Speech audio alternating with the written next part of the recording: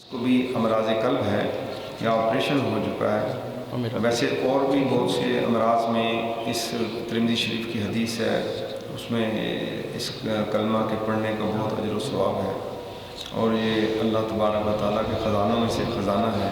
لا حول ولا قوت الا باللہ العلی العظیم. یہ کثرت کے ساتھ پڑھا کریں. تمام بیمار جو ہیں وہ یہ کلمہ پڑھا کریں، اس سے بہت زیادہ فائدہ ہوگا. اور صبح و شام 3 بار یہ دعا، بسم اللہ الذی لا یضر مع اسمہ شیء فی الارض ولا فی السماء وهو السمیع العلیم. یہ 3 بار یہ دعا پڑھی جائے، اور 3 بار اعوذ بکلمات اللہ التامۃ من شر ما خلق، 3 بار اس کو پڑھا جائے.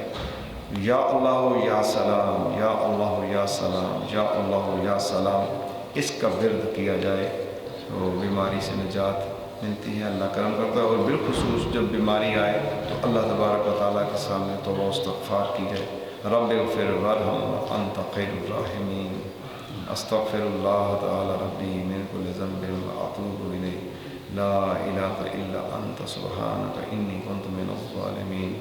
اللہم اغفر لی، اللہم اغفر لی، اللہم اغفر لی، اللہم اغفر لی وارحمنی، اللہم اغفر لی وارحمنی، اللہم اغفر لی وارحمنی، اللہم اغفر لی وارحمنی وعافنی، اللہم اغفر لی وارحمنی وعافنی، اللہم اغفر لی وارحمنی وعافنی.